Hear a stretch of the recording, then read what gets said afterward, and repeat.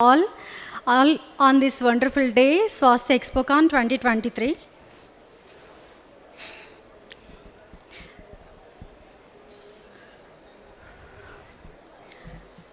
So let's start the session.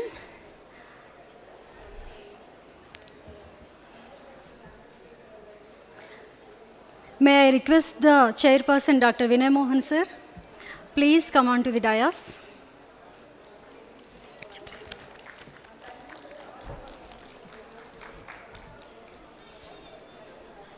May I invite you, Dr. Venugopala sir, as a co-chair, please come on to the dais, sir.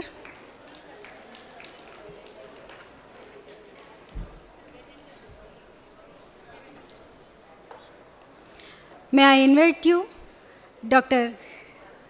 Vaidya Ramakrishna Vishwanatha sir, as a keynote speaker, please come on to the dais, sir. A small intro about our dignitaries. Chair Dr. Vinay Mohan sir.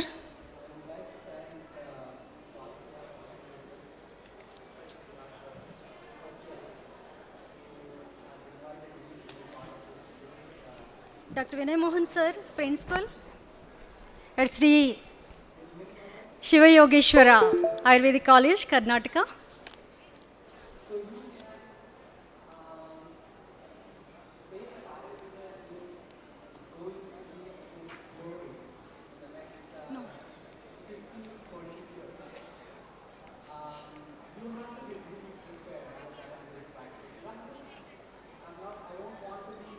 Sorry for the inconvenience. Please stay with me.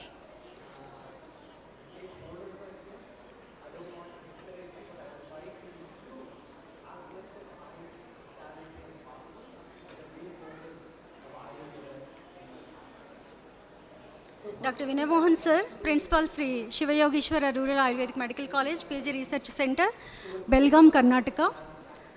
He's done his master's degree, MD Kaya Chikitsa and MBA Hospital Administration. He have 20 years of experience in teaching, and he is also member of Board of Studies PG, NTR UHS Vijayawada, member of Academic Council, RG UHS Bangalore, recognized guide for PG and PhD in RG UHS, recognized examiner in RG UHS, MUHS, NTR UHS, College University, Kaher, worked as a guide for more than 30 PG and PhD scholars. He is the recipient of Bharat Vidya Ratan by Global Achievers of India and Award for International Research, Malaysia. Coming to our co-chair, Dr. Venugopala sir. Welcome you, sir. He is working as Assistant Professor of Anantalakshmi Ayurvedic College, Warangal. He was done graduation Anantalakshmi Ayurvedic College and PG from NIA Jaipur, RSBK subject. His experiences, he is working in various positions in the respective field as a government medical officer, as a production in charge of JNP Kakinada. Now he is working as an assistant professor at Ayurvedic Medical College. Awards, he was awarded twice as a best medical officer for his dedicated services. Tirupati and PG from BRKR Medical College, Hyderabad. I have additional qualifications of yoga and psychology. Experience, I have worked in various positions in respective field as a medical officer, as a research associate, and as a former assistant professor of SV Medical College, Tirupati, Ayurvedic Medical College, Tirupati. Presently, I am working Chief Physician of SNR Samskriti Ayurveda. This is brief intro about committee. So, let's start. Paper presentations because time is running out.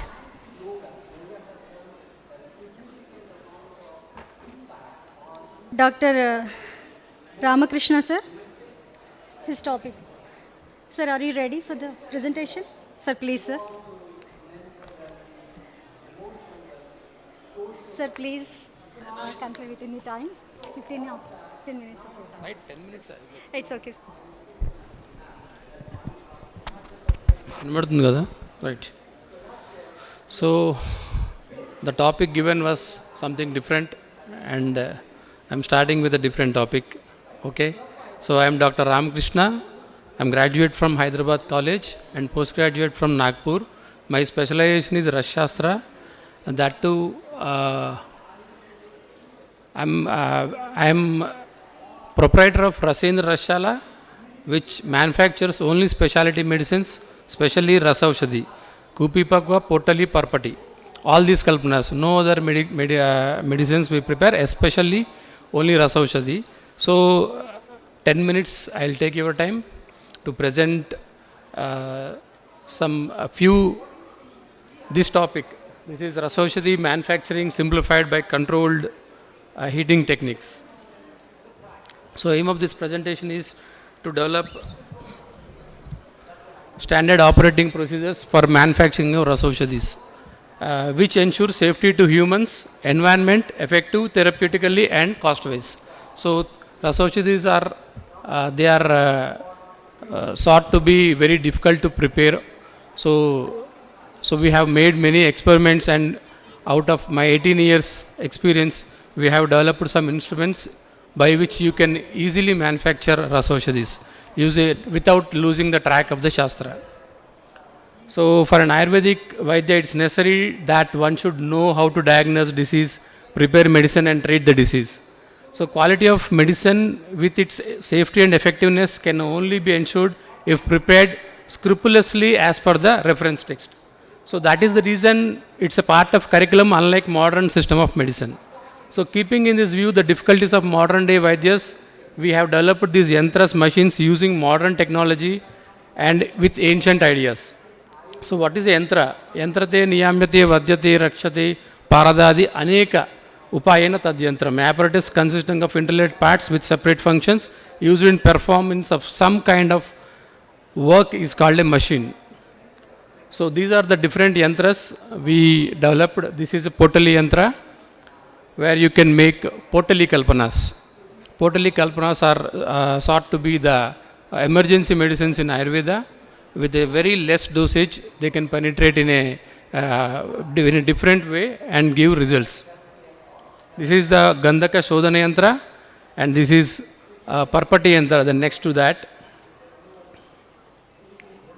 So these things will be, and this is the Parpati yantra, and next one is Kupi Pakwa yantra.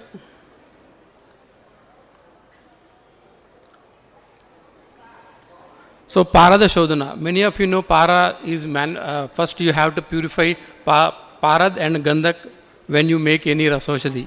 So Parada making Shodhana is also made easy. First we make, in this method we make amalgam of mercury and copper, then we will distill it. You can see this. This is the distillation apparatus, special apparatus designed for extraction of mercury, or Padrasa by Patana method. This is the Parada, this thing. This is the copper, purified copper powder, and we mix with, triturate with mercury, and it becomes amalgam. And when it becomes amalgam, then this will be put into the distillation apparatus, and the resultant, whatever mercury or Parada, is called as Shuddha Parada. You see, we have made into amalgam, and this amalgam will definitely put into the Shodhana yantra or Patana yantra. And you can see the next, when you subject the mercury Parada yantra up to 356 degrees centigrade, the mercury will come out. And this mercury you can use it for therapeutically in different methods. There are different preparations also. You can see mercury droplets coming down.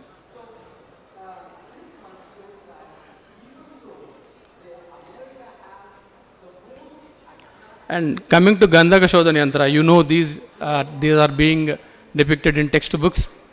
And the melting point of sulfur is 115 degrees centigrade, and when it becomes black at 222. So for this also we have made one machine. Just put these granules of sulfur into the machine. It is just like a coffee filter. Put that, set the temperature to 140 degrees centigrade, and the purified and the droplets of sulfur will be dropped into vessel containing Bhringaraja Rasa. You can keep Gogruta, Go Dugdha, whatever, whichever solution you want, whichever Kashaya, and there are many n number of liquids where you can purify Gandhaka. And this is Gandhaka Shuddhi, and here you can see the pearls like Gandhaka coming down, and you wash it and use for any other further medicines. You can see the Shuddha Gandhaka in that. And this is an industrial machine where we purify 15 kgs of or 20 kgs of at a time. It will take only half an hour to purify this medicine.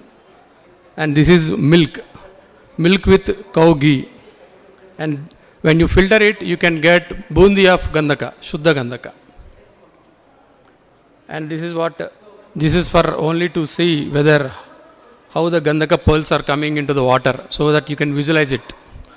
Although we don't use water, just to show you how the pearls come into the container beneath. And this is Potali Kalpana. We are short of time, so I'll just show you the machines which we have designed.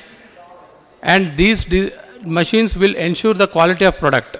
You repeat for n number of times, the product will be the same. We can make any type of Potali Kalpana in this, which is in Gandhaka Dhruti method. So it can be defined as to collected scattered material into compact and comprehensive size. Otherwise, the Kalpana or the processing which give compact into scattered material.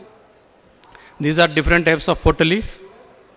And this is a small Abragarva Potali.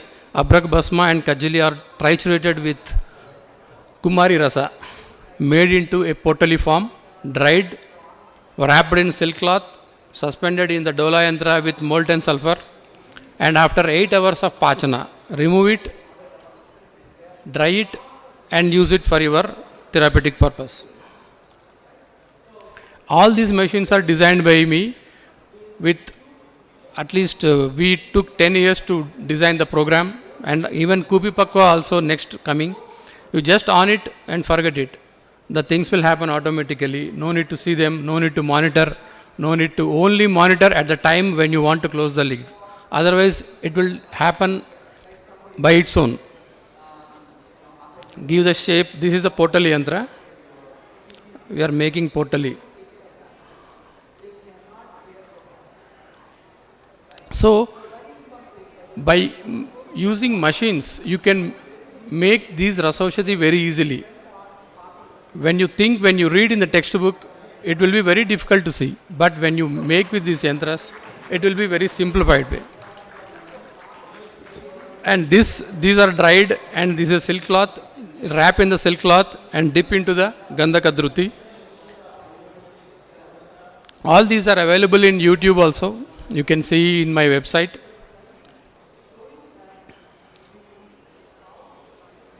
Tied with some wire, and this will be suspended into the Gandhaka, molten Gandhaka Dhruti.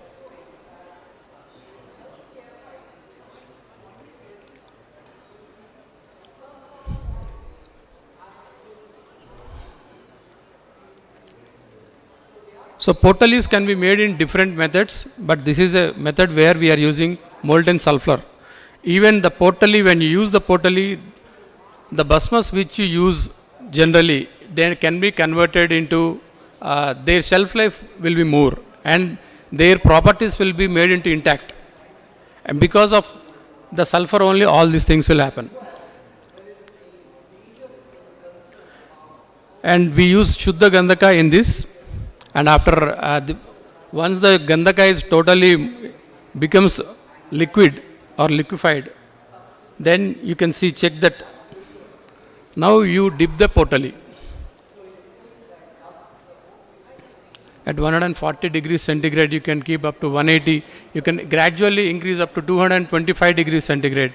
When the Potali or Gandhaka becomes Vyoma or black in color.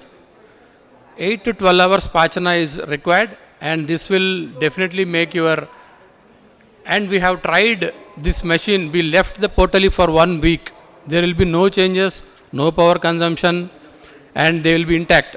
No loss of Gandhaka much. So there is no material loss also, and the quality of the product will definitely be the same when you repeat it for n number of times. And this is the final product.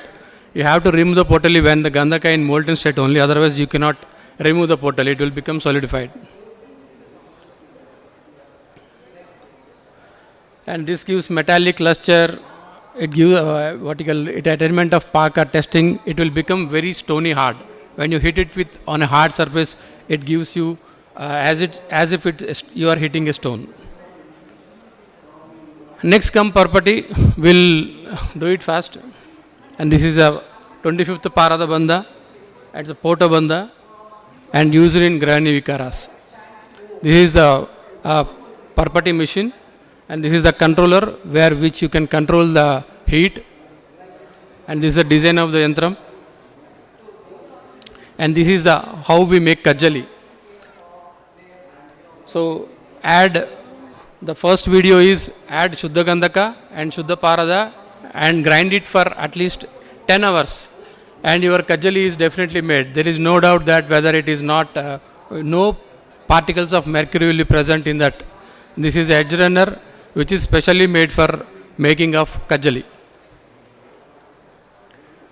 Kajali, Gogruta, Palika Yantra, Kadali Patra, Gomayar, steel plates, whatever you want, you can use there.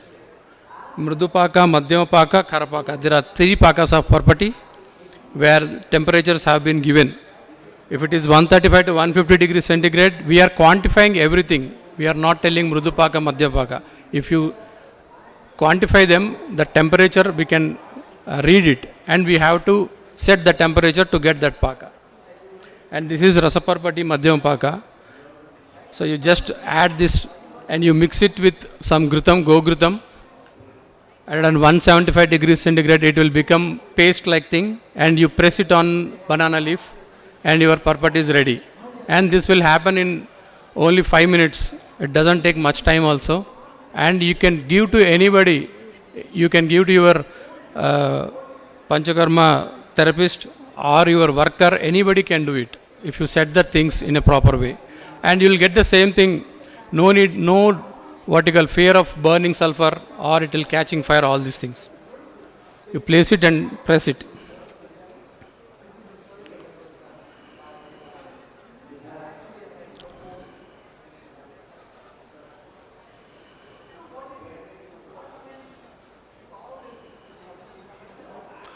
So the main thing is you can ensure the quality of product in every batch to batch.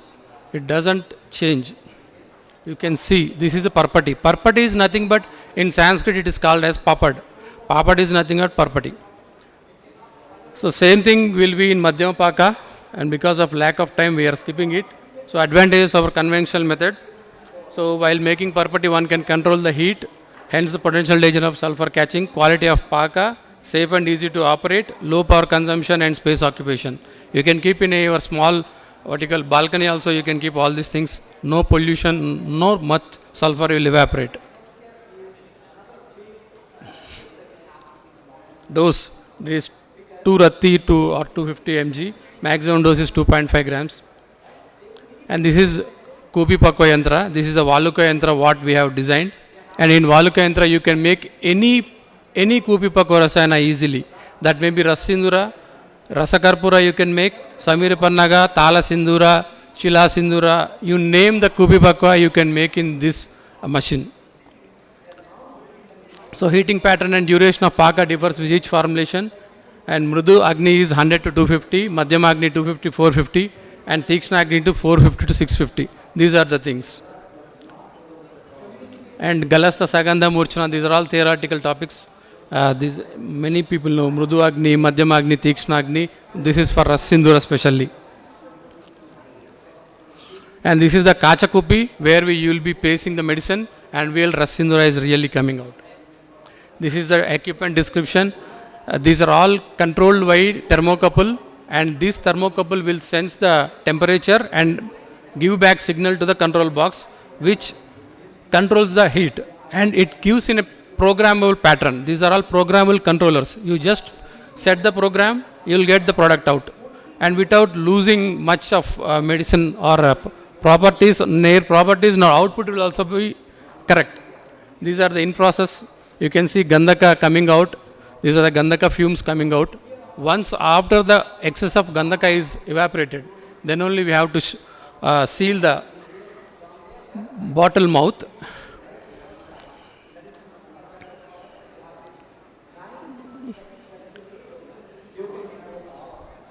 Next video. Next slide. on it. So this is how we make Kupi Pakwa. This is an industrial method where you use 3 kgs of kajali to manufacture. You will get output of 1.7 kilo of ras sindoor at a time. And this will take 24 hours of time. Within 24 hours, we set the program. Once the program is done, the Swanga Shitala will also take place automatically. The machine will cool itself automatically. It will power also be put off automatically. So only you have to shut the bottle mouth, corking of mouth should be there. At that time only you should be present. Otherwise you can leave the machine and you can do your work. So these are various stages where you can see the manufacturing of Kupi Pakwa Rasayanas, and we use all digitally controlled panels, and these are all programmable controllers. You can see the blue flames of mercury, and all these are done in a closed chambers where all the fumes are sucked out, and they pass it through the scrubber where we are not even polluting the environment.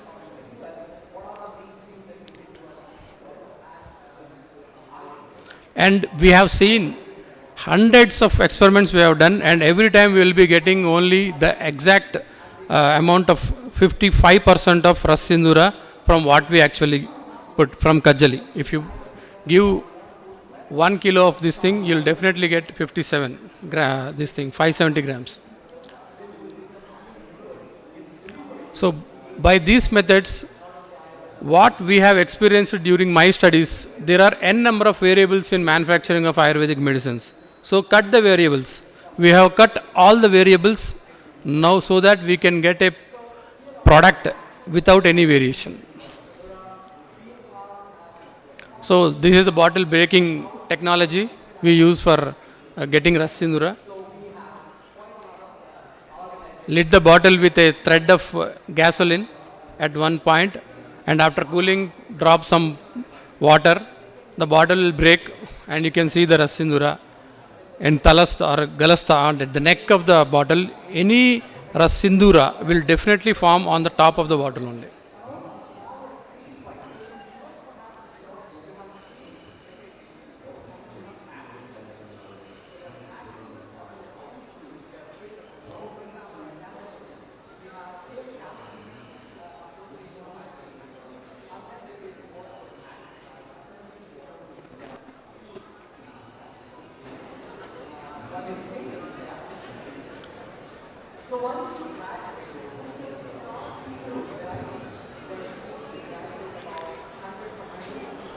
And we are also getting with some more modernized models where no fumes are coming out of the machine, and because nowadays environment pollution is of a great concern, and you will get ras sindura in this form.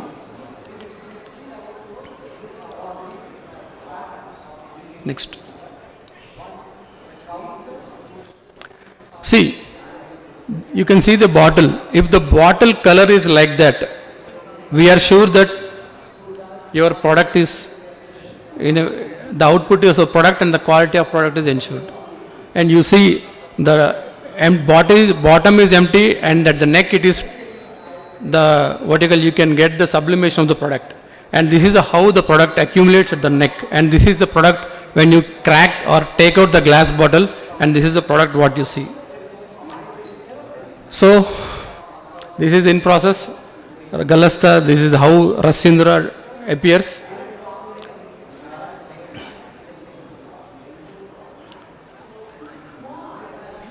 This is the ras sindura. When you triturate it, it will be like a sindura, just like what you put over your forehead. Sindura means it will be in red in color only. Next.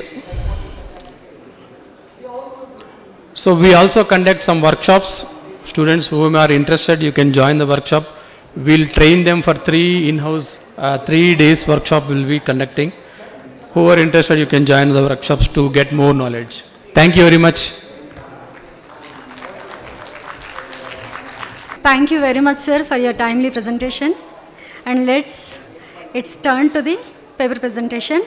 Today's scientific session on Ayush practices in mental health and stress management So, let's start the presentations. Before start the presentations, few guidelines for presenters. That is mainly time management. Each and every presentation have 10 minutes of time, and within the time only you have to complete your presentation. That is also considered to your marks. There is a assessment criteria. So based upon that criteria only, marks will be awarded. Winner will be announced today's session only, but the award will be given on the valedictory function. Okay, clear? So let's start. First, Dr. Nivedita Dhanvijay. Please come on to the dais. Good afternoon to everyone. Am I audible? Thank you. With the blessings of Lord Dhanvantari and the blessings of our today's chairpersons, I take up my today's topic. Next slide, please. Next slide, please. So my topic is a review on role of Ahara, dietetics on mental well-being through Ayurveda. Myself, Dr. Nivedita Dhanvijay, Assistant Professor from SMBT Ayurveda College, Nasik, Maharashtra. Next slide, please. Introduction. Mental health is a state of complete physical, mental and social well-being. In Padma Purana, wisdom has been mentioned towards mind and action and body. The energy generated from Ahara is Brahma, is considered as Brahma. The Ahara Rasa, wholesome, nutritive composition of energy circulates in body is Vishnu, and the one who enjoys it is Maheshwara, the Lord himself. So it has been stated that whatever you consume, so it should be consumed with a good mind, so that it can result in the good health. Ahara is said to be the prana of all living beings. Its benefits are noticeable. It is a fuel for Jatar Agni. It stimulates sattva. When diet is practiced by following Ahara, which is mentioned in Ayurveda with the Ahar Vidhi regimen, the basic principles of Ahara, it bestows normalcy of three dosha, mana, and strengthens the dhatus. It also gratifies the mind and sense organs. If it is consumed in wrong pattern, it leads to the unwell-being of the individual. Prakriti and Purush are the main concepts which has been explained in Ayurveda. So, all the things which have been contributed by Ayurveda for the welfare of the and well-being of the Purusha. Next slide, please. The purpose, mental well-being is the prime concern of every individual. Along with the global population for the development of every country, it enables a stressless life for the development of a healthy society. Sharir and Manasik Swasthya is the preeminent aim for Swasthya of individual and patients by introducing Pathya Pathya Ahara. Shamana, Prakop and Swastha Hitkar are the predominant properties of Ahara. Sattva, Raja and Tama, these are the three gunas of mana, affect the mental status of a person. This study emphasizes a new insight of Ayurveda dietetics along with the gut, brain axis and neurotransmitters. Next slide, please. Prevalence. As we see, after COVID, it has been the huge impact for the mental health. DSM, the classification for mental behavior and neurodevelopment, it is classified by code 5 and ICD classification code 10. WHO has estimated the burden of mental health problems in India is 2,443 disability adjusted life years. Globally, 19.86% of adults are experiencing a mental health. Today, not only the adults but also the every age, that is the, since from a childhood also the person is suffering from the mental well-being and the disorders. Aim, a review on role of Ahara on mental well-being through Ayurveda. Objectives, to study the concept of Ahara in Ayurveda dietetics, to study the Ayurveda dietetics in relation with neurotransmitters, gut-brain axis, to study the effect of Ahara for mental well-being. Next slide, please. Material methods, the data literature was collected from the classical text, modern journals and websites. Next slide, please. Study design, it is a descriptive type of study, collection from various texts. Review data with the thoughtful synthesis with the modern and Ayurveda. Analysis was done on the literature based, result, discussion and conclusion. Next slide, please. So the concept of Ayurveda with dietetics, which resembles with the with these major important concepts. Three Dandava, that is Sattva, Atma and Sharira, where Sharira contributes with the Sattva and Atma combination. Traya Upastambha, majorly the prime considered is for the Ahara, then Nidra and Brahmacharya. It is completely get evaluated with the and the balance with the three doshas, that is Vata, Pitta and Kapha. With all this, the Panchamahabhuta which is present in the natural elements all contributes in our body also, and the dravyas present in the nature. Next slide please. So the dietary choices by the mental personality, as Ayurveda has Sattvic, Rajasic and Tamasic personalities. So the three guna, Sattva is the major guna, Raja and Tama are the doshas of mental. So in person, there are the Rajasic, Tamasic and Sattvic personalities. So the person consuming the Sattvic, he will be consuming the fresh green leafy vegetables and the freshly food. And Rajasic person will consume the fast foods or the food processing with the hot or tangy or salty and spicy. Where Tamasic will consume more with the non-vegetarians or the canned foods as compared to our modern lifestyle today. Next slide please. The relation along with this, Ahara is also related with the Agni.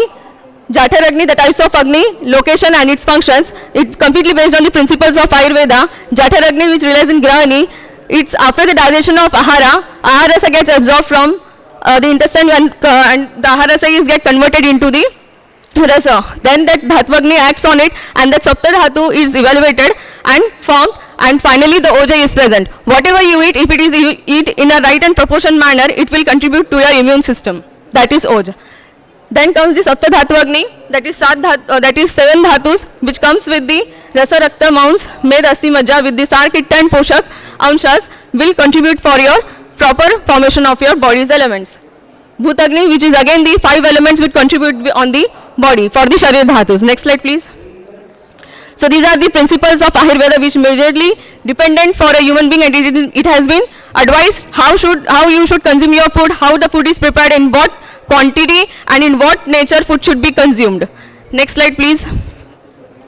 So the modern aspect, what is the neurotransmitters which we have in our gut related to the mental health, which leads, if they are increased or decreased level, leads to the physical or along with the mental diseases. So dietary neurotransmitters, these are the acetylcholine which on increased level causes depression, decreased level causes Alzheimer's and Parkinson's. Diet which if you consume brinjal, orange peas, green gram, these are the diet you should consume, so that which can help to balance the acetylcholine. Norepinephrine, that is the excitatory action of that norepinephrine. Mania, anxiety on the increased level and decreased depression. If you advise patient to have beans, meat, bananas, eggs in the proper amount, this will lead to the norepinephrine to act on the balanced state. Dopamine, the green leafy vegetables, bananas, strawberries, coffee, curcumin, like and Bacopa moneri.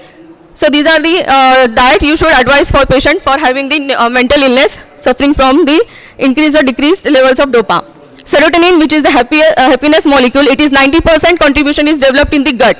So when you feel happy, you just remember for your serotonin. So if serotonin levels are increased, it will lead to anxiety and schizophrenia, where the decreased level will cause to Parkinson's and depression. So advise diet for rice, wheat, papaya, turmeric, spinach, probiotic with yogurt, sunflower, as the gut is the main enteric nervous system which is related to your brain axis for the along with the gut. Next slide please. Histamine, GABA relaxing natures. So GABA is when decreased levels are there, then Huntington disease may cause. The diet should be consumed with the whole grains and spinach.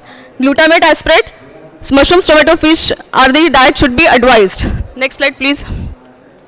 So this is the example for the mental illness for the effect of gut diet brain axis. So gut and brain, in gut you have the enteric nervous system which acts whenever you take an the quantum of the nature of the food is not proper, it will directly act to the microbiota, that is the gut, and the microbiota will get disturbed, it start releasing the neurotransmitters and the immune system will respond it. So it will related to these neurotransmitters will get to your insula, the cortex messengers are created, and accordingly your body and mind will start acting. So a simple example is there, when you have your food, you feel heavy and you feel sleepy. And again the small example for that is that the Dori Davastha, Garbhini Dori Davastha, when mother feels to eat something, it is sent, the transmitters are sent from the fetus to the mother's brain, and thus she consumes the food. So it all relies for the gut and brain having the relation along with that. So we have the two science having with the references for the gut brain axis. Next slide please. So this is the Patya Ahara which should be advised. Amraphala, Shastishali, Brahmi, Amalaki, Manduk Parni, Darimba and Kushpanda. Okay.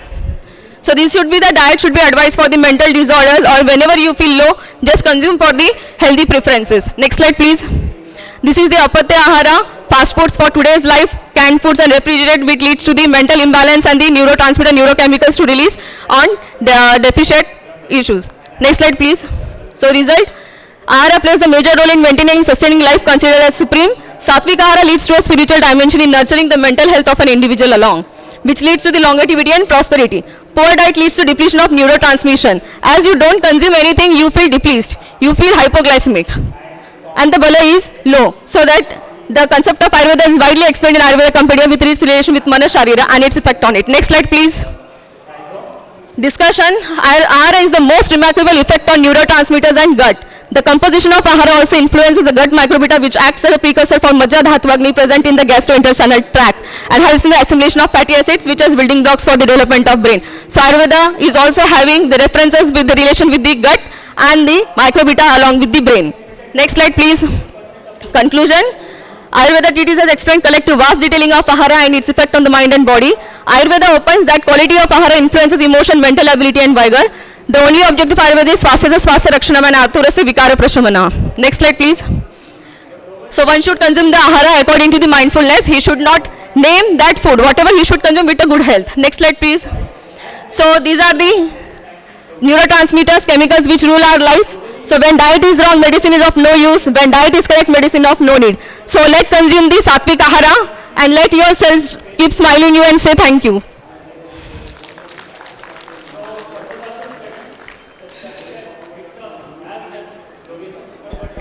Next, Pujita Ellampalli, a way to combat stress through yoga. Pujita. Myself, Dr. Y. Pujita. I'm doing my post-graduation in Department of Kaya Chikitsa in Dr. NRS Government Ayurvedic College. Today I'm going to present about a way to combat stress, that is yoga. Next slide. Begin with the introduction. Stress is a natural reaction to not being able to cope with the specific demands and events, but ongoing stress can affect a person's health and well-being. Today, stress has become an inevitable and most unwanted companion of the civilization. Stress wreaks havoc on our emotional equilibrium as well as our overall physical and mental health. It narrows our ability to think clearly, function effectively, and enjoy life. Stress occurs when constantly challenged by the internal and external factors, that is termed as stressors. It can be induced by several factors like environmental changes, extreme high temperatures, pain, anxiety, shock, grief, and so on. Next. As far as body is able to cope with the specific demands, stress acts as a normal stimulus required for our physical and social well-being and is better known as eustress. On the other hand, stress becomes distress when the individual is unable to cope with it. Thus, eustress helps in improving the performance, whereas distress causes negative impact on our body.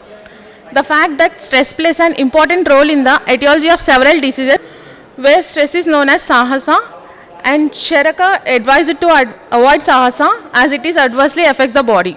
Next. According to NIMH, recognition of two types of stress, that is acute and chronic stress. Acute stress is a short term and more common. It often develops when people consider the pressure of events that have recently occurred or facing upcoming challenges in the near future. For example, a person may feel stressed about a recent argument or upcoming deadlines. However, it will reduce or disappear once a person resolves the situation. Short-term effects include headache, tension headache and upset stomach, and sometimes moderate amount of distress may also cause. Repeated instances of acute stress over an extended period can become a chronic and harmful. Coming to the chronic stress, it develops over a long period and is more harmful. It occurs when a person can see no way to avoid the stresses and stop seeking solutions. Example, ongoing poverty, dysfunctional family, or unhappy marriages and childhood trauma. Chronic stress make it difficult for the body to return to a normal level of stress hormone activity. It can contribute to the diseases of systems like cardiovascular, respiratory system, sleep, immune, reproductive, and also increase a person's risk of type 2 diabetes, hypertension, depression, anxiety, and post-traumatic stress disorders. Next. The causes of stress are overambitious work pressure, poor interpersonal relationship, insecurity, changes in the environment, environmental pollutions, noise pollution, disturbed marital life, high cost of living, and poor employment opportunities and job stress. Effects of stress. Here, physical effect cause sweating, pain in the back or chest, rapid heart rate, cramps or muscle spasms, headache, fainting, nervousness, pins and needle sensation, obesity, upset stomach, and sweaty hands and feet. Whereas emotional causes anger, burnout, concentration issues, forgetfulness, irritability, restlessness, sadness, loneliness, depression, trouble relaxing mind. Behavioral effects are food cravings and eating too much or too little, sudden angry, outbursts, drug and alcohol misuse, higher tobacco consumption, social withdrawal, frequent crying, relationship problems. If stress becomes chronic, it can lead to several complications that leads anxiety, depression, heart disease, hypertension, lower immunity against diseases, muscle aches, sleeping difficulties, stomach upset and PTSD. Next. Coming to the management, the fact that prevention is better than cure is well organized in Ayurveda as it is foremost objective in the maintenance and promotion of health and healthy. It prevents stress. There are two approaches. That to avoid factor including inducing stress and to increase the coping capacity of the body. Next. For avoiding stress, identify the source of stress in your life and cut out unhealthy ways of dealing with the stress. Practice of 4 A's of the stress management. Like the 4 A's are avoid. We have to avoid the situation which causing stress. Like if someone is troubling, that person may cause stress to the person. We have to avoid that person and alter the situation if you are not able to avoid that situation. If we don't be able to avoid or alter the situation, we have to adapt and accept the situation, move on. This may lead to decrease the stress. Next. The coping capacity of the body can increase by lifestyle modification, dietary interventions, drug treatment, yoga, pranayama and dhyana. Here I am focusing on yoga and pranayama. As you all know that yoga chitta vritti nirodha said by Patanjali. Yoga is a restraint of the activities of the mind. It is a mind-body exercise that includes physical poses, controlled breathing, meditation. When we make yoga as a part of our life, it enhances our physical, mental, intellectual and spiritual health. Regular practice of yoga can encourage mental and physical relaxation, flexibility and eventually release muscle tension. This may help reduce stress and anxiety levels. As you all know, there are 8 stages of yoga like yama, niyama, asana, pranayama, pratyahara, dharana, dhyana and samadhi. Next. Practicing the following yoga postures to relieve from stress. Some of the yoga postures like Virasana, Vrikshasana, Trikonasana, Uttanasana, Sarvangasana, Matyasana, Paschimottasana, Janushirshasana, Halasana. Apart from these yoga postures, there are many other yoga postures that helps to reduce stress. Next. Next, pranayama. Regular pranayama practice can help attain a profoundly restful state and tranquil mind. It is a process in which you pay attention to your thoughts, observe them and accept them, make peace with them and move to the following thoughts. As a result, stress and anxiety reduces. To ease the stress from your life, regular pranayama coupled with yoga can be helpful. In pranayama use diaphragm for breathe that stimulate the vagus nerve, which is the main nerve of parasympathetic nervous system that is responsible for slowing respiration, reducing heart rate, lowering blood pressure, stimulate digestive activity, which help to reduce stress. Next. Some pranayamas are Bastika pranayama, Nadi Shodhana pranayama, Ujjaini pranayama, Anuloma Viloma pranayama, Brahmari pranayama and Kapalabhati. Next. Conclusion. Yoga can help reduce stress because it promotes relaxation, which is a natural opposite of stress.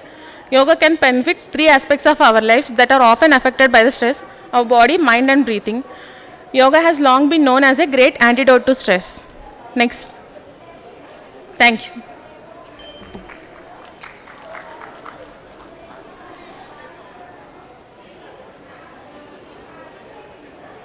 Dr. Vinita Lakshmi, Ayurvedic mental well-being. Come. Please come on to the dais. Please be on. Thank you. Try to come. Yes, please.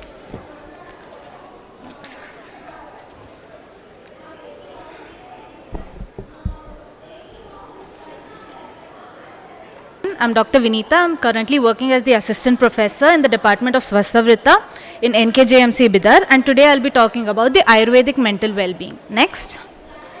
So as we all know that health is defined as the complete state of physical, mental and social well-being and not merely the absence of any disease or infirmity. But we don't know, or very few of us know, that WHO has given a specific definition for mental health. Change. So here it is told that it is a state of well-being in which the individual realizes his or her own abilities and can cope with the normal stresses of life, also can work productively and fruitfully to make a contribution to the society that he lives in. Next. So the same thing has been told in Ayurveda many years back. So here Ayurveda states that a person is living only when the Sharir, Indriya, Sattva, Atma is present in the body. So here the Sattva is the term which is used for mana. Next. So this is the Sattva. Next. So also the definition of Swastha or well-being has been told in Ayurveda as Samadosha, Samagnishcha, Samadhatu, Malakriya, Prasannatmendriya, Manaha, Swasthya Ithyabhidhiyate. So here the mana aspect has been pointed out separately so that mental health can also be taken into consideration. Next. Also, once we know that there is a problem happening in the body, it can be in the body or it can be in the mental body of the person. So the Trividha Hetu which have been stated in our classics, that is the Asatmendriya, Indriya Samyoga, Prajnaparada and the Parinama are the main things. So here the Asatma Indriya Samyoga is the Ayoga, Atiyoga and the Mithya Yoga of the Indriya as well as its Artha. That is in the Jnanotpatti Krama. As well as Prajnaparada is Dhi Dhriti Smriti Vibhramsha, which causes the Sarva Dosha Prakopana. And also the Parinama or the Kala can be somehow correlated to the SAD syndrome which we have, that is the weather having an effect on the body or on the mental health. Next. So the purpose of the study, to understand that, we need to know the problem statement of the mental health. So we can see that almost 17.4% of the diseases that are caused in the people are basically the mental disorders. Next. In India, in 2015 to 16, there was a survey done by the National Mental Health Survey, which stated that many of the diseases that are there in the ICD-10 classification have been of the mental health. Next. So understanding why or where this mental health comes into consideration are the 5 critical points of the human life which basically make up the whole human life. So here comes the prenatal, where it is where the baby is still inside the womb of the mother. So here, as we all know in Ayurveda, we have the Dvauhridini Avastha. So here, if the mother's mental state is not good, then obviously the progeny will have an effect on it. Also, the first 5 years of the baby forms the basis of the person or the baby, where he or she comes in contact with the close relatives and forms the basis of relationships. Next comes the school growing age, where he comes into a place where there are more people and he has to understand or correlate how he is going to put what he has learnt into how he is going to form the future relationships. Next, coming to the adolescence, we have all experienced that during this adolescence phase, we seek for some recognition or we see that somehow someone should accept us. So this is where the mental status of a person is going on a turmoil. Lastly, coming to the old age, here it is a newer aspect where the person is unable to either live independently or he is unable to earn independently. I'm not saying that the middle-aged person does not require good mental health, but he is the prime focus over there, because at all of these 5 stages we can see that at some point someone is telling that we need acceptance from the family or acceptance from the society, whereas at some other stage where in the adolescence you need that recognition, etc., self-worth which is there. But the center person is the middle-aged person, where he needs everything, that is the acceptance, the ability to do something, self-worth, self-actualization, everything. Next. So these are the basic things which form the mental health of a person, that is the biological aspects, psychological as well as the social aspects. Next. Similar thing has been told in Ayurveda in the terms of Sattva, Rajas and Tamas. So Sattva is the equilibrium of the mental state, whereas the Rajas and Tamas are the two opposite or complementary doshas of the mind, where there is some or the other imbalance, and through this causes some or the other mental diseases. Next.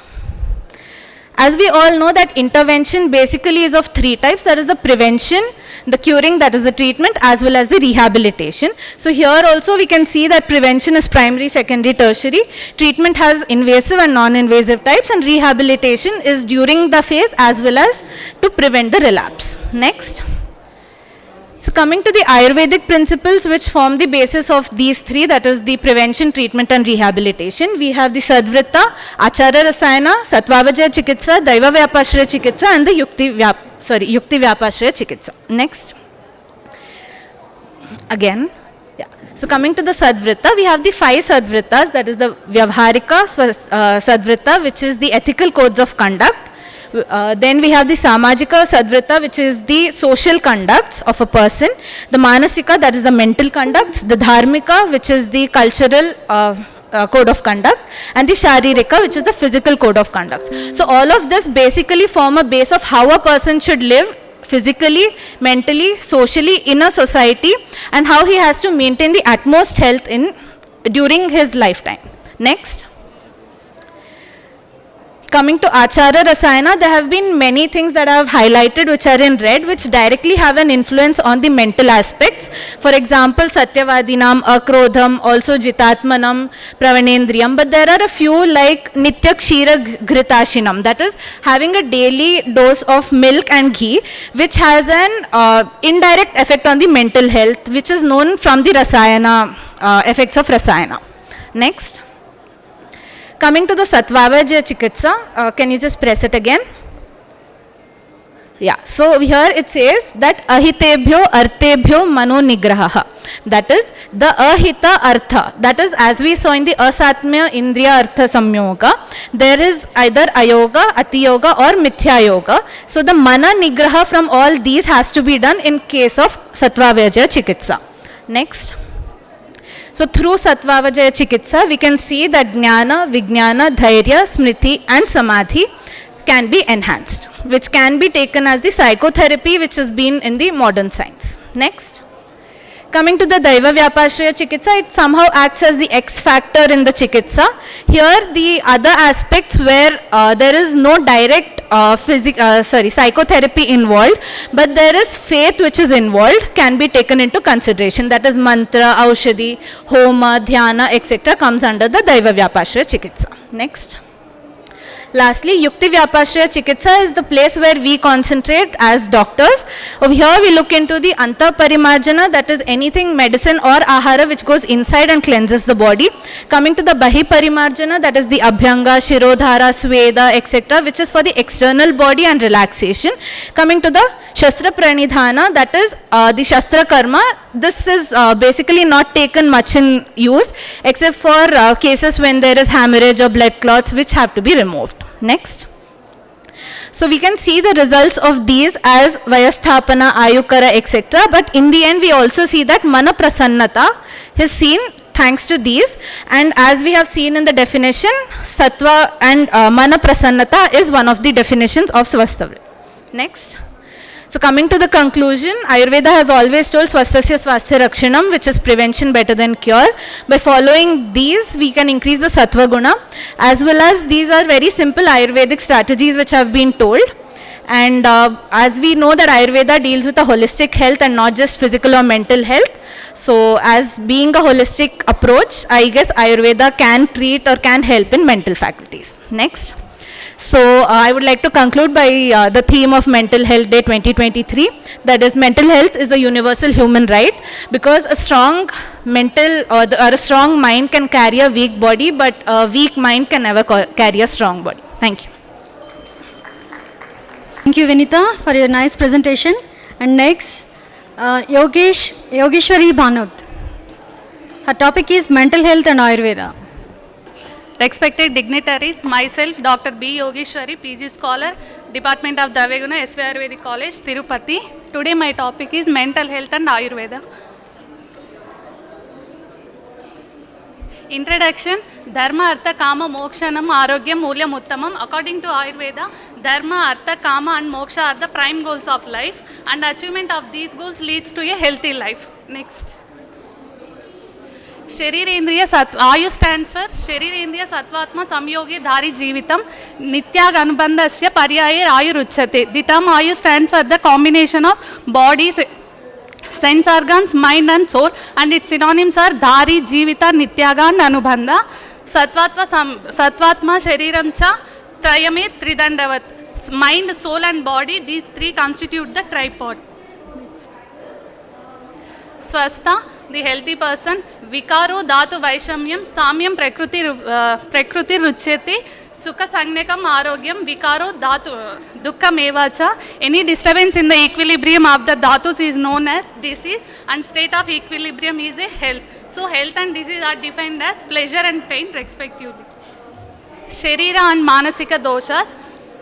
Kalar Buddhi Indriyatanam Yogo Mityana Chaticha Dravyashrayanam Vyadhinam Trivido Hetu Sangraha.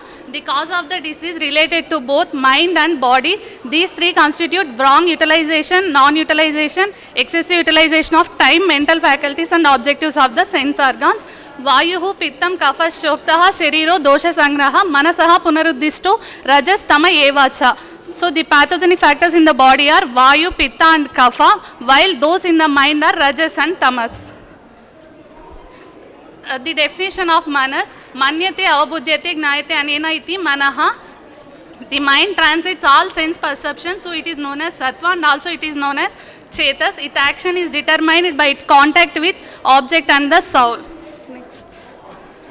Sattva, Trividha Kalu Sattvam Shuddham Rajasam Tamasam iti Tatra Shuddham Adoshamakyam Kalyanam Shetvat Rajasam Sadoshamakyam Rosham Shetvat Tamasam api Sadoshamakyam Moham Shetvat. So Satvika Sattva is pure, free from defects and endowed with auspiciousness. Rajasa Sattva is defective because it promotes worthful disposition. Tamasa Sattva is similarly defective because it suffers from ignorance. Next. Trigunatmaka Purusha Lakshana. Satvika Purusha Lakshanas are Titiksha, Satyam, Gnanam, Buddhi, Medha, Smriti, Dhruti. Rajasika Purusha Lakshanas are Dukkha, Bahulata, Ahankara, Isha, Kama, Krodasya. Tamasika Purusha Lakshanas are Tamasastu, Vishaditvam, Agnanam, Nidralutvam. Next. So the comparison of three gunas are Tamas is a dull mind, Sattva is a calm mind, and Rajas is the extroverted mind. It hides awareness, it reveals awareness and hides awareness. The Tamasika mind is dull, sluggish, lazy and prone to depression. Mind which is present, wise and happy, free from desire. And Rajasika is anger, anxiety, frustration, aggression are common. So fear interprets experience in Tamas, and truth interprets experience in Sattva. Desire interprets experience in Rajas. It hinders self-inquiry, it facilitates self-inquiry, it hinders self-inquiry. Next. So Manasika Roga Chikitsa or incompatible contact of Indriyatas is regarded as one of the principal cause of the disease. So avoidance of excessive, defective or erroneous, hina, mithya, atiyoga, usage of chinta, vicharya, yuhya, dheya and sankalpa should serve to cure the psychiatric disease. So the word mano nigraha means the control of mind. The mind which controls can be, it either may be subjective and objective. So self-control of mind is one of the most difficult of the tasks to perform the combination of desire and determination. So methods of treatment are, there are broadly divided into three parts: occult practices, physico-pharmacological methods, psychological methods. Occult practices are all these measures are described by Charaka under Daiva Vyapashraya Chikitsa. Physico-pharmacological methods which are purify, pacify and remove the cause. It is collectively called as Panchakarma. And psychological methods which are Sadvrutta and Dharaniya Vegas.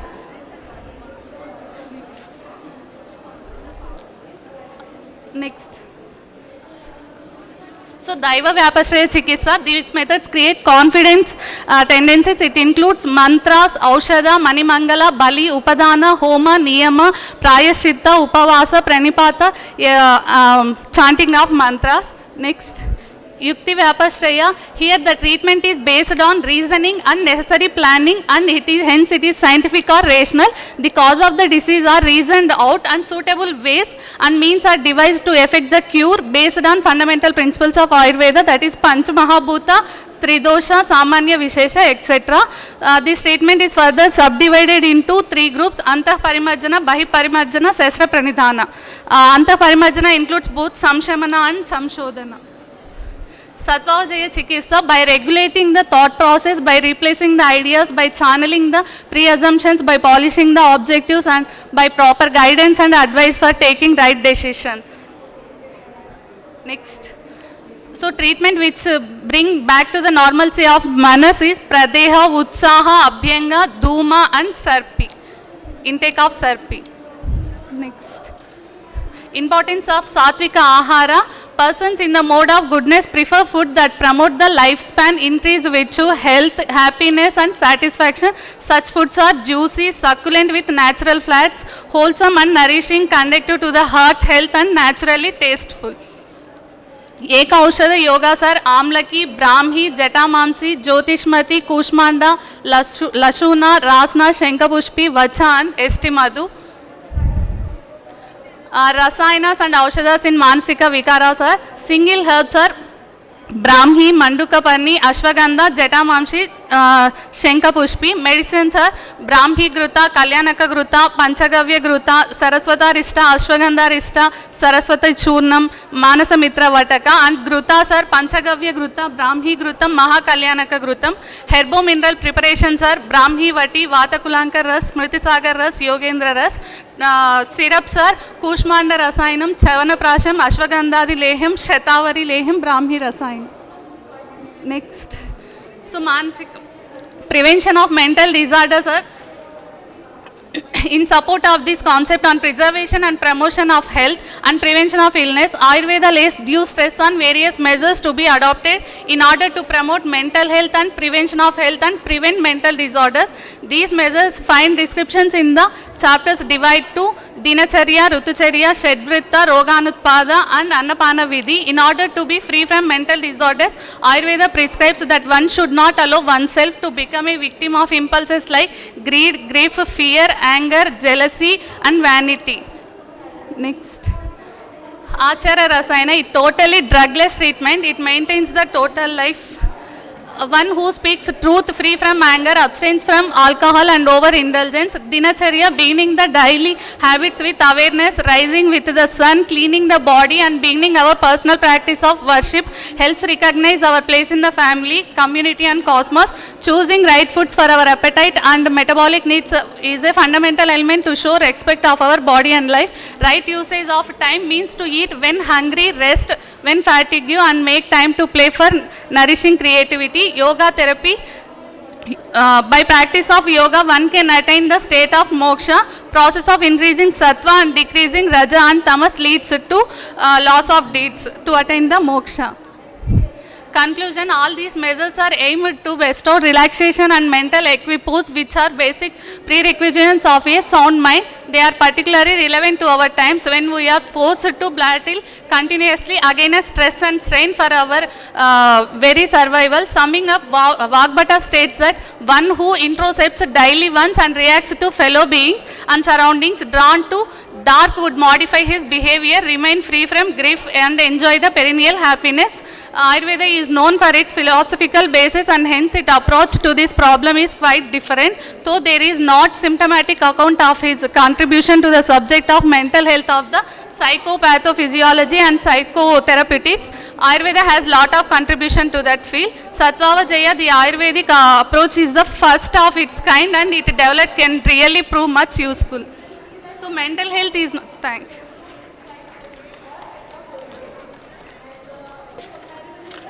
And last presentation of this session, Dr. Sumedh Joshi. The topic is assessment of anti-anxiety activity of Mundi Ghanavati whole plant in generalized anxiety disorder in human adults. The time starts. रागादिरोगान् सततानुशक्तान् अशेषकाय प्रसृतान् शेषान् औत्सुक्यमोहार्तिदान् जघान यो अपूर्ववैद्याय नमोस्तु तस्मै. As we all know, evidence-based medicine is the buzzword these days, and last few presentations were about the conceptuality of psychological disorders and the treatment in Ayurveda concepts. So now moving towards an evidence, a small study conducted to evaluate the anti-anxiety activity of Spirianthus indicus lin, that is Mundi Ghanavati, in patients of generalized anxiety disorder in human adults. Myself, Vaidya Sumesh Joshi, first year PhD scholar, Department of Dravyagun, All India Institute of New Delhi, done under the guidance of Professor Dr. Tanuja Manoj Nesri, Director, All India Institute of Ayurveda, New Delhi. Next slide, please. Excuse me. So, as we all know, Sattva Matma Shariram Cha Trayamita Tridandavat. The first component of the Tridanda is Sattva, that is Mana. Nowadays, psychotropic medicines are evolving which are known to change the functions of nervous system. Ayurveda has given different classes which can be considered as a psychotropic, that is Medhya, Buddhi Vardhaka, Smriti Vardhaka, Buddhi Smrti Rasayana and many more. Surprisingly, in Mahakasha, Charaka has not mentioned a single class which acts on the mind, but the Medhya Dravyas are mentioned later in the Chikitsa Sthana itself. So, one of the cognitive enhancers is Gorakmundi, that is Spirianthus indicus.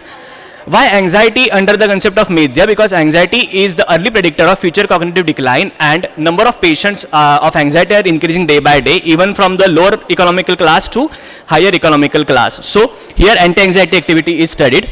Kayadeva was the first one to explain the Medhya activity of Mundi, while its Rasayana Karma is mentioned in all the Samhitas, starting from Charaka to Ashtanga Sangraha.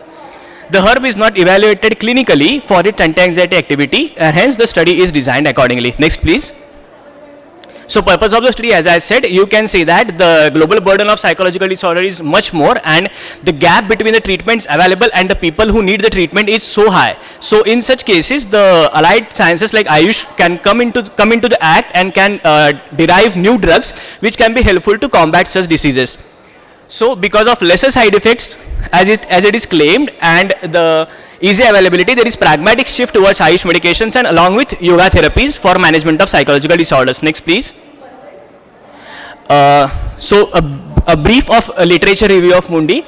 So, as we all know, these are the strength of evidences, and in case of Mundi, we have ample number of non-human studies, that is non-clinical studies are available to prove it anxiolytic or anti-epileptic activity, but no clinical trial has been done. These are some of the researches previously done. This one is the author's case paper, the author's case report which has been published in IUCare very last year. So, as there are no clinical studies available, we have decided the topic. Next, please. This is the basic design collection from the natural habitat, phytochemical study to evaluate that is authenticity of the drug, HPLC analysis for standardization, pharmacognostic study for authenticity again, and preparation of Mundi Ghanavati, giving it to the patients after allocation and randomization and allocation, and assessment by means of 3 parameters which I will discuss later. Next, please. It was a randomized placebo-controlled trial done at OPD setup of All India Institute of Ayurveda, New Delhi. It was a single-blind study, and patients with GAD have been enrolled. Sample size was 25 in each group, calculated according to the prevalence of GAD, and randomization was computer-assisted permitted randomization. It is also the consult statement. Next, please. Inclusion: patient fulfilling the DSM-4 criteria for GAD. There are 6 parameters in DSM-4, out of which any 3 must be present to diagnose a patient as a case of GAD. Then Hamilton Anxiety Scale more than 17, which shows mild to moderate anxiety. Age 20 to 40 years, as this is the maximum age where anxiety disorders occur, irrespective of gender, caste, socio-economic status, etc. And nonetheless, patient willing to participate in the study. These are exclusion criteria, which is patients having any other psychiatric disorder, suicidal tendencies, like pregnant mothers, substance abuse and all. And criteria of diagnosis, as I said, DSM-4 criteria of classification. Next, please. So this is the posology. Mundi Ghanavati, 500 mg dose of 3 tablets was given each day early morning with the milk as anupana. In the Rasayana Kala, as it is mentioned, better for the psychological disorders for 8 weeks, that is 2 months. Because of the time constraint, the period of 8 weeks was designed. Placebo was given in the same dosage. Placebo was having the same color, same odors and same appearance. Now the assessment parameters, there are 3 assessment parameters. First is Niemann scale for screening tool for psychological disorders. As we all know, most of the diseases we see these days are psychosomatic in nature. So, to enhance the presence of psychological impairment, the Niemann scale was designed. Hamilton anxiety, it is taken as a standard parameter of assessment of anxiety. And third one is a scale prepared at Jamnagar for assessment of Kushmandadi Ghrita in GAD, which was criteria of assessment of Manas Bhava, which is based on the Bhavas given by Charak Samhita Vimansthan 4 and its commentary, Chakramani's commentary on those. Next, please. This is something about demographic data. It was a small study, so it won't be good to comment anything on the basis of demographic data, but the most people were having Vata Pitta Prakriti, and most of them were from service and student classes. Next, please. These are the statistical analysis of the parameters assessed. We have only focused on Hamilton anxiety in case of statistics because this is the actual parameter for anxiety. As we can see, there is a mean difference in both the groups, but the mean difference in trial group is 19 points, that to control group is 9.6. Next, please. So when we compare the differences amongst the groups, the trial group has shown a statistically significant result when compared to control group, but there is a significant difference in placebo group as well. Next, please. So, as we all know, there are 14 parameters of Hamilton anxiety, out of which we get result in 3 parameters, we got result in except 3 parameters, that is genitouratory symptoms, autonomic symptoms and behavior at interview. So, effect generated by placebo is also significantly different. That may be due to the psychological assurance to the patient that they are getting some medicines on the daily basis, but the clinical difference is more in the trial group. Next, please.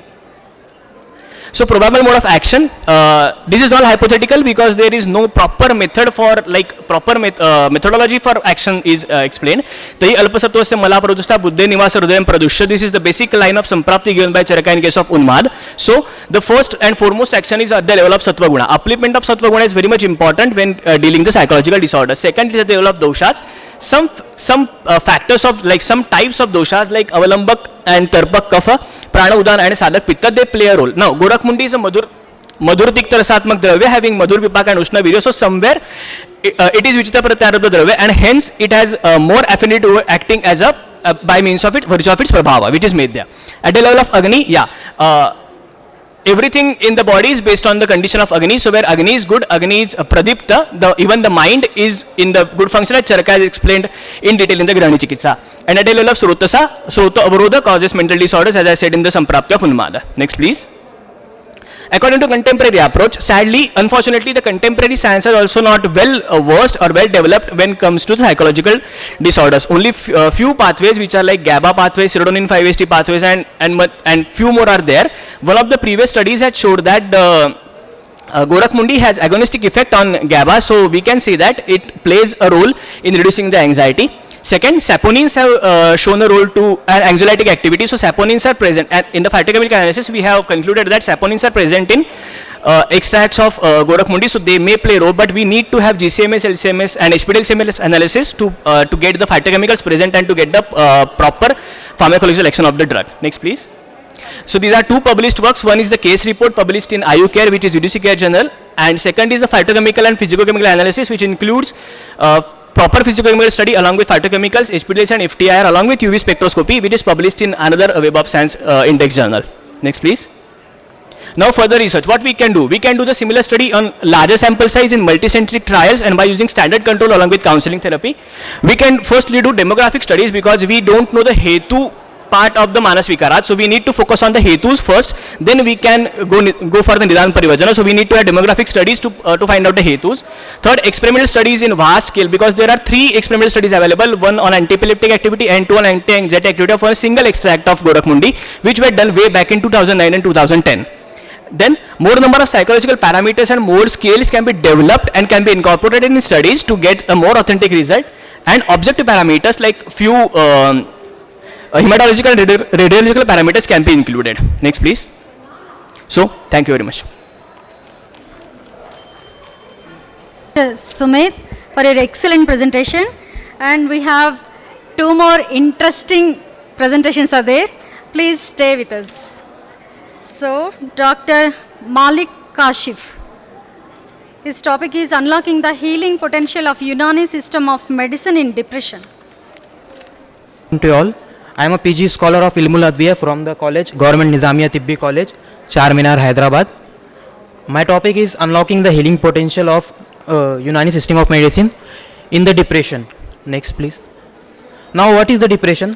The WHO described the depression is a presence of persistent sadness and loss of interest in activity that person really enjoy, and accompanied by the inability to carry out daily activity for at least 2 weeks. Now, it is not the usual mood fluctuation we face day to day it is different from that. That's why the depression is divided into two types. First is major depressive disorder and second is dysthymia. The major depressive disorder, it is a short term but severe type of depression. It is a episodic form, and dysthymia, it is a long term, and it is less severe than the major depressive disorders. Next slide. Now the Unani concept for depression is, the term melancholia is used in Unani system of medicine. What is melancholia? First we need to learn that Hippocrates described that the body of a human contains the four fluids, four humors, which is responsible for healthy living of the body. The first is blood, which is called as dam. Second is balgam, that is phlegm. Third is saffra, that is yellow bile, and fourth one is black bile, that is we call as soda. Though melancholia is caused due to the increase soda in the body, that is the black bile, and it is used in 19th century interchangeably because the depression and melancholia have the same symptoms, that is depression. Next.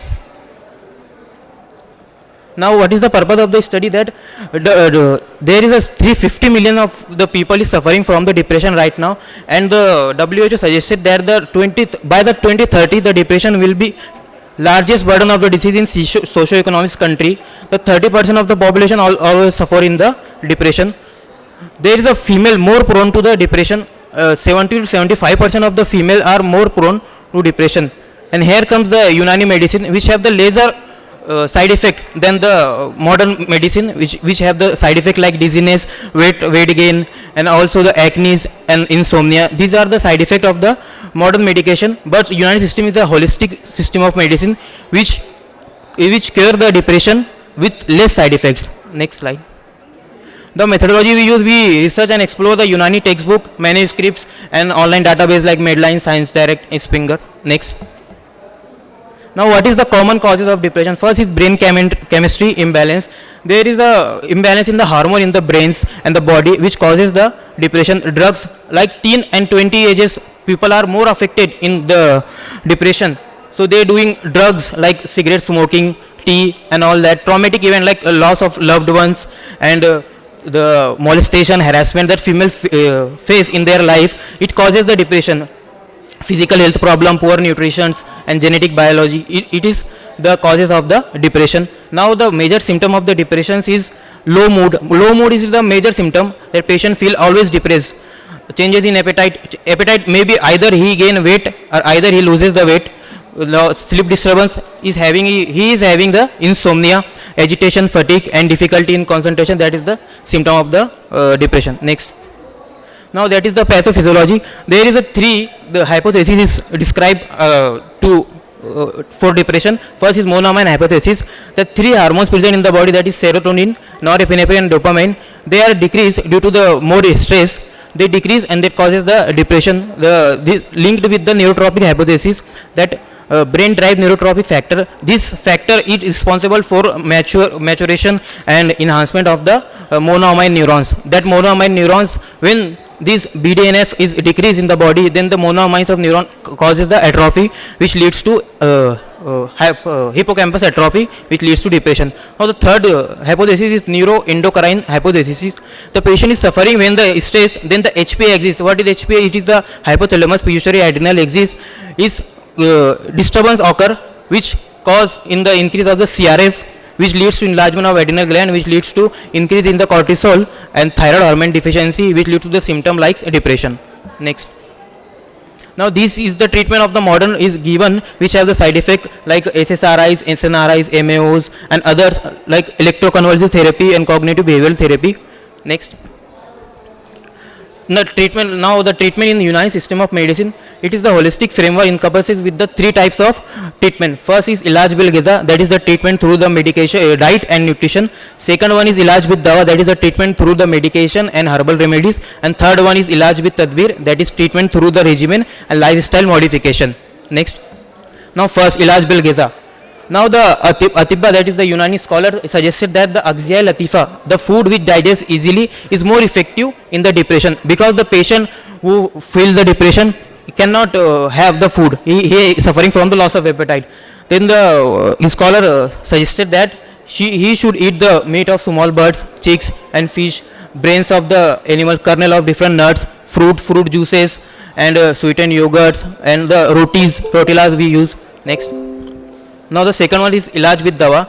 The Unani system of medicine provides the two types of medication. First is compound medication and second one is single drugs. First is compound drugs. These are the compound drugs which is used in the treatment of the depression, like Itrifale Kishnizi, Itrifale Ustukuddus. Mainly the Majune Naja and Sharbata MSI, the last two, they are research work done on these two medication. They are neurotonic medications.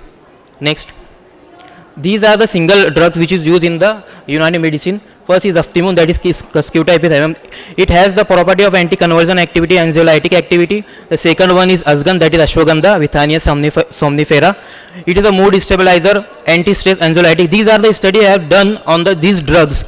Amla, Badranchu Boya, Bharami, Halila Ustokudu. These are the drug which is used in single drug which is used in treatment of depression. Next. Ilaj with Tadbir, this is the regimental therapy which we use in the patient of depression. First is Dalak, that is massage.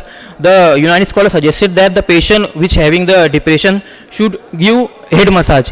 Head massage with the oil like Rogane Banafsha, that is Viola odorata, Rogane Gul, that is rose, and Rogane Karanfal, that is Eugenia cryophyllata. Then the second therapy we use is Fasad, that is venous section. It is the medical procedure in which the blood is eliminated from the body from the specific veins. Basilic vein, saphenous vein, because the melancholia which is interchangeably used for depression, that is caused due to the black bile, and black bile, to remove the black bile we use the fasad to remove the black bile. Next.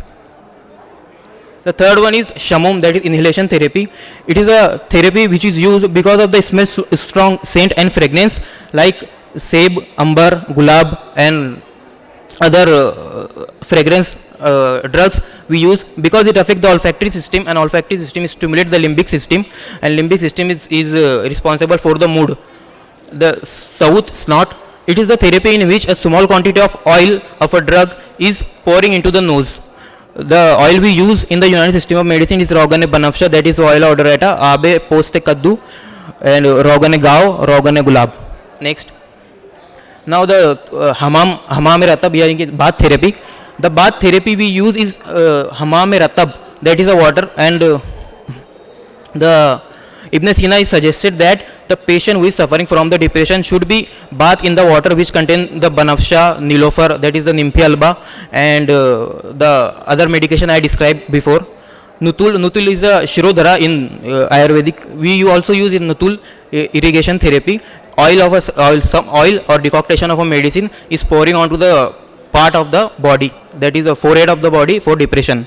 Now the hijama and cupping therapy, it is the same principle uses for the fasad to remove the black bile from the blood by hijama therapy, weight cupping. It has the main result riyazat, that is exercise we use in the to treat the depression. There is a study done on the Duke University of the Medical Sciences, which they comparative study between the antidepressant medication and exercise. They collected the 156 adult and try experimenting on them on walking, brisk walking, swimming. They done on 10 minutes of warm up time and 5 minutes of cool down time, and it have very effective results. Next. So now I discuss all about this because the depression is very high risk for suicide, and taking the antidepressant medication cause you the side effects. So here comes the Unani medication, which provides the many single drugs and compound drugs and many therapy, which is very effective in treating the depression, and further more research is required for the drugs and techniques. Next. These are the reference I have given. Thank you. Thank you, Mr. Malik. Next presentation is eliciting Manasika Prakriti in the causation of disease by Dr. Ravichandra.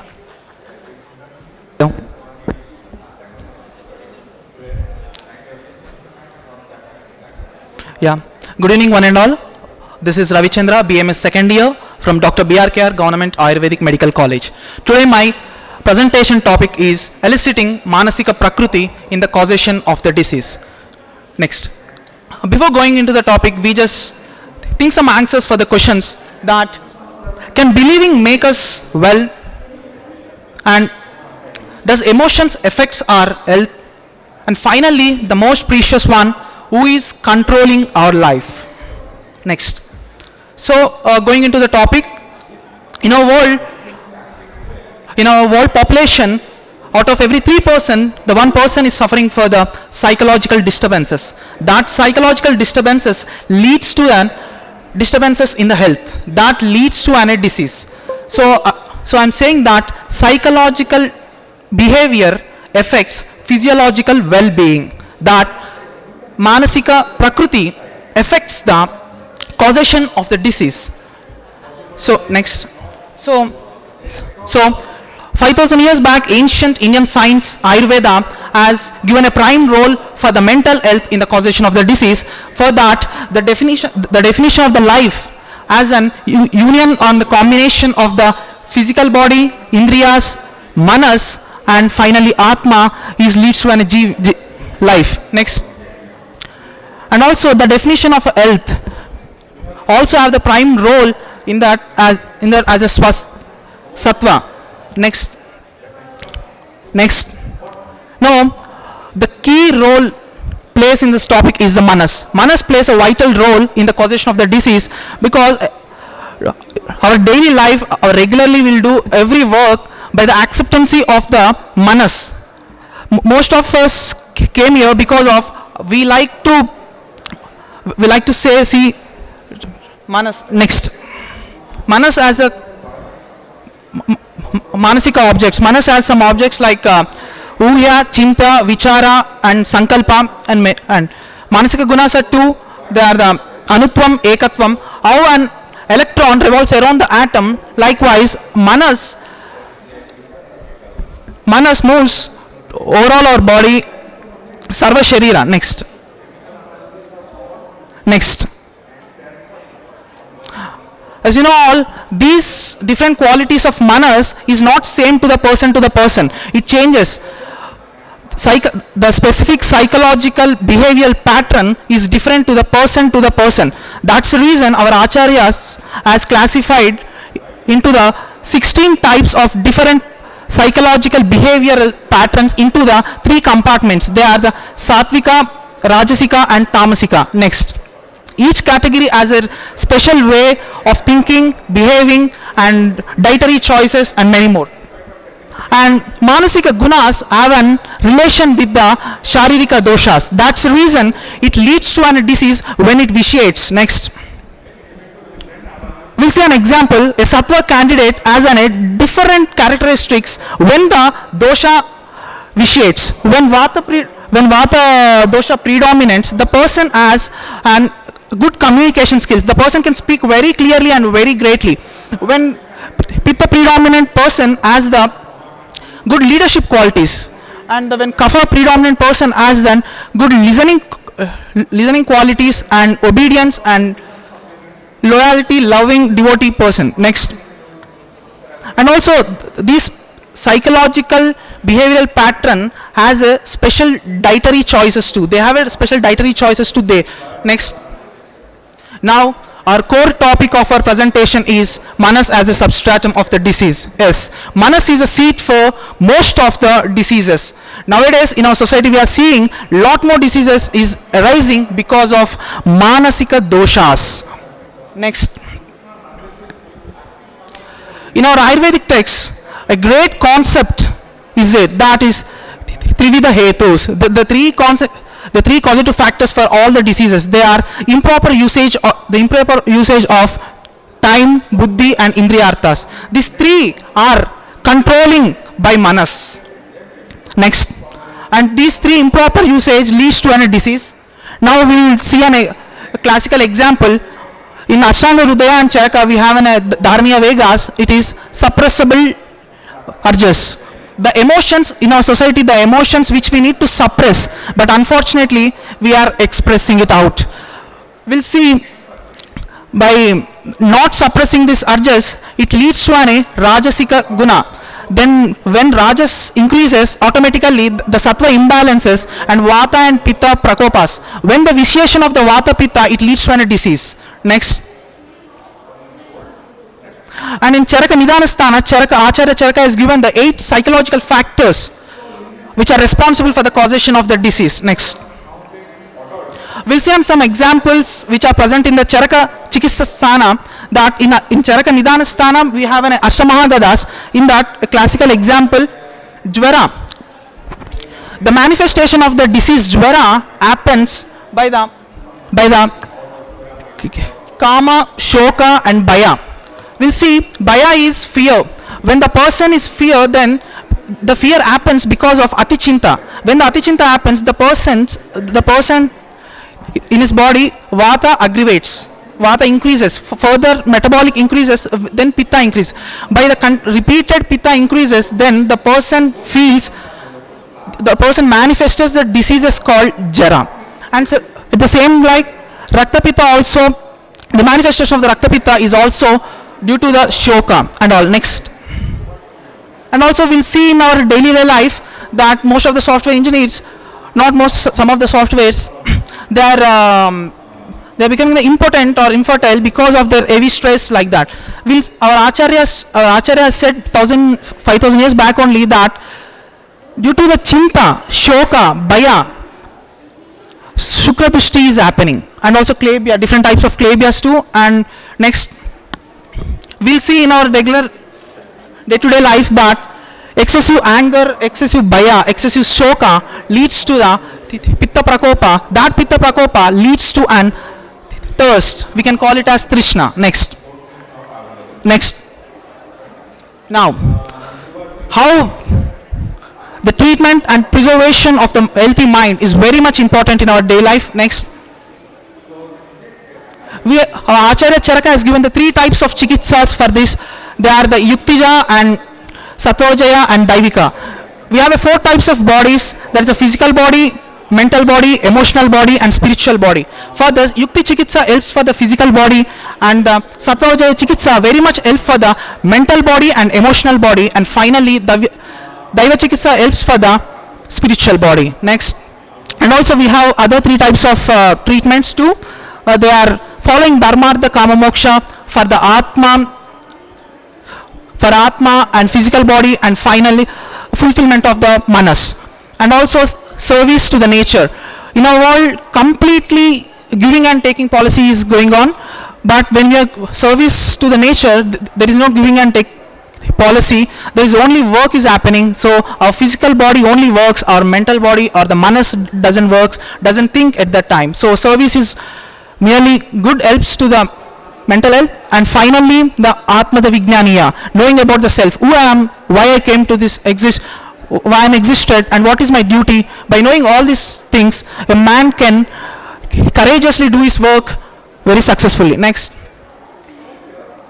Now, the core importance of this presentation is preservation of the healthy mind.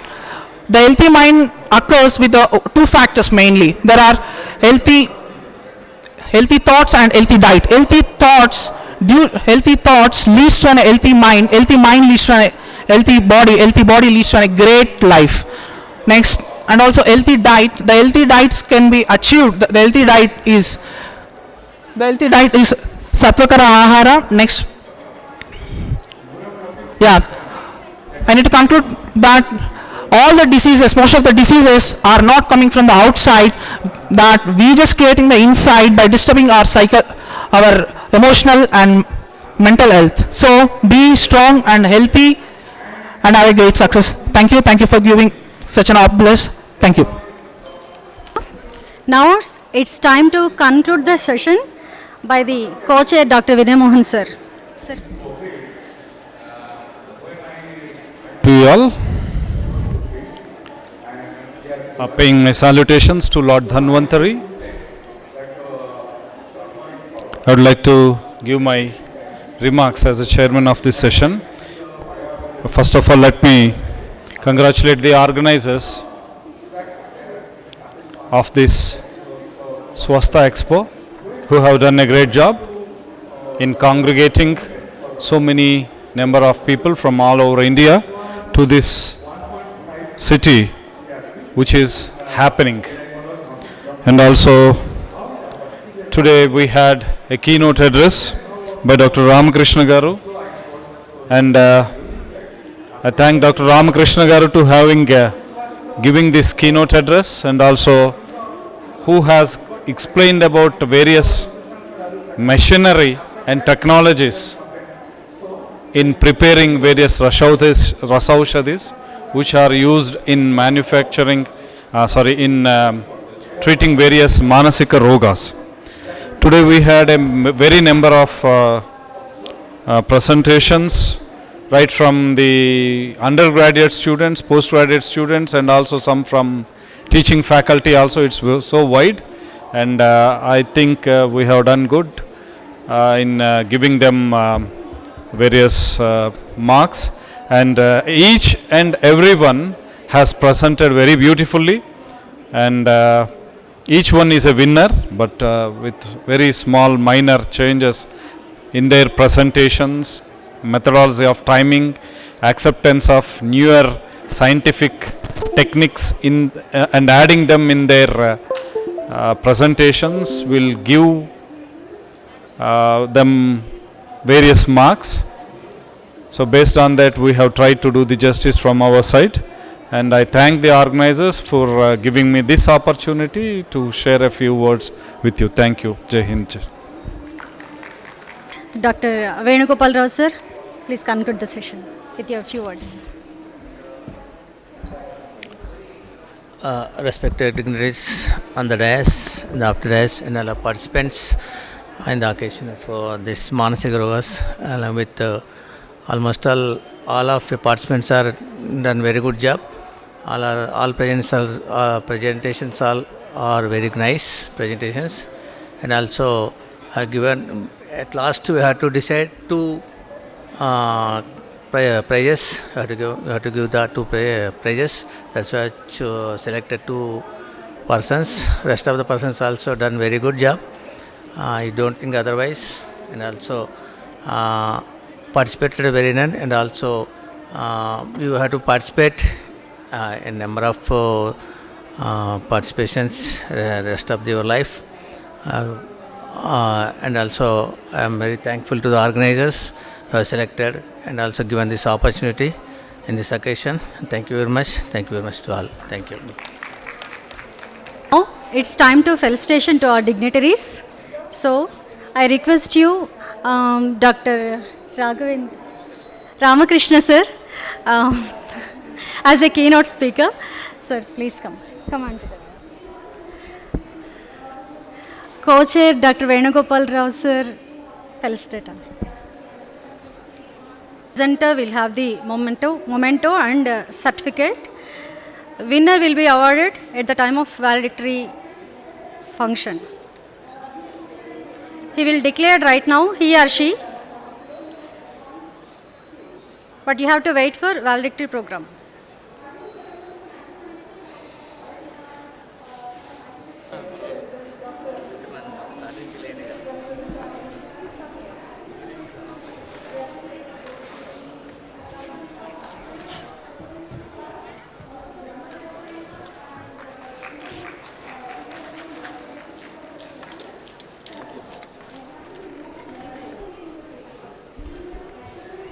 Dr. Venugopala Rao sir, felicitated by Dr. Vinay Mohan sir.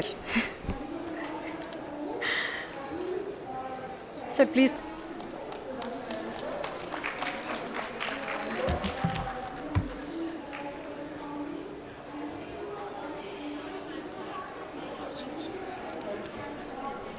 Sir, please come on to the dais to felicitate our chairperson, Dr. Vinay Mohan sir. Please, sir.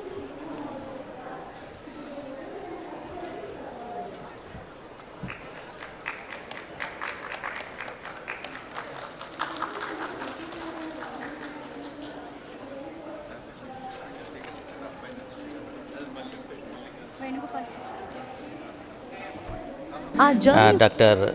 Prasanna Kumari Garu. She is the organizer of this program. She has done very good job. Prasanna Kumari.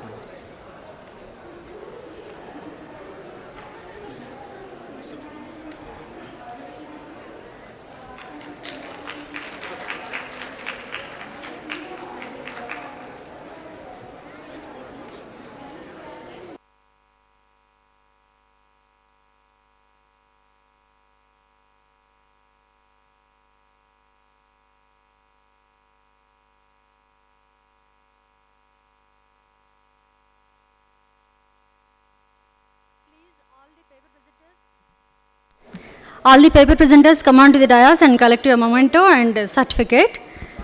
So, by Dr. Nivedita Dhanvijay. Manish, I got this.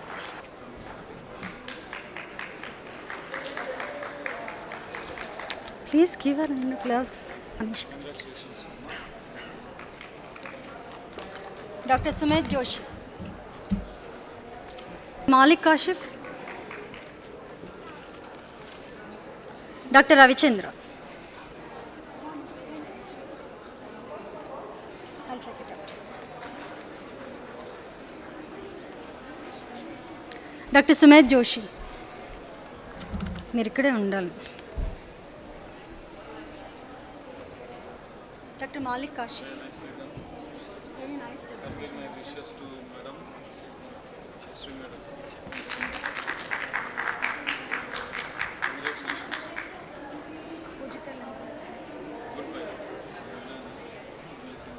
Dr. Ravichandra. Yeah, that's what second BMS has done. Good.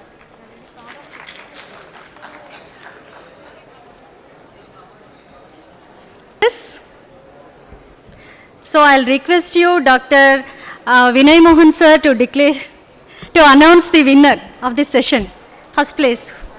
Who's We'll declare the second one first of all, and later the best paper will be declaring. So Dr. Vineet, pardon? Sumit Joshi. Dr. This is the second best. Huh? Second best, yes. Second best is, yeah. Dr. Vineet Lakshmi. Sir. Dr. Vineet Lakshmi. Second place goes to Dr. Vineet Lakshmi. Yes, And first place goes to Sumit Joshi. First place to Dr. Sumit Joshi. Congratulations to the winners. To the winners. And you will receive these prize, I think, in the Valedictory. valedictory function. You have to wait till that time. And I invite all of you to come over to the stage for this photo presentation.